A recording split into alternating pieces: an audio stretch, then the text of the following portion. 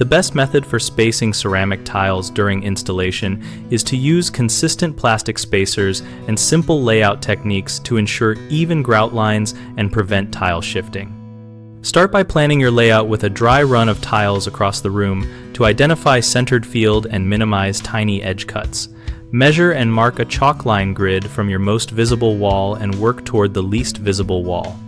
Choose spacer size based on tile size and grout width preference, with smaller tiles typically using narrower gaps and larger tiles using wider gaps, and keep records of the chosen gap so everyone on the job uses the same standard. Use plastic cross or wedge spacers placed at every corner of each tile or along edges for rectangular tiles so tiles remain aligned in both directions. And press tiles into mortar while checking level frequently with a simple spirit level. For long rows, add temporary alignment guides such as straight battens or a taut string to prevent cumulative drift that causes crooked rows. Remove excess adhesive immediately with a damp sponge so spacers seat fully and do not sit on dried ridges that shift tiles. If using medium bed mortar for large format tiles, apply back buttering to the tile to ensure full contact and reduce lippage.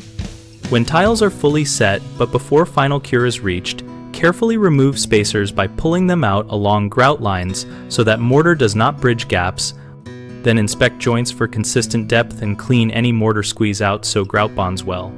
Common problems include inconsistent gap size from workers using different spacer types or forgetting the layout guideline, so set a single spacer size and mark the grid so everyone follows the same rule. Another issue is spacer popping out or getting stuck in mortar, which happens when adhesive is too thin or too thick.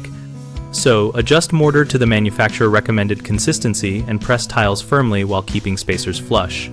If a spacer is stuck, wait until the mortar firms slightly and then lever it out if possible. Third, people sometimes leave spacers in while grouting, causing weak grout or visible plastic later, so always remove spacers once tiles have set. But before grouting and double check, joints are clear by running a finger or pointed tool down the joint. BigHomeProjects.com connects homeowners with local contractors and provides project resources focused on topics like tile spacing and installation best practices. We also host an active discussion community where homeowners and contractors share real-world tips and find work and referrals.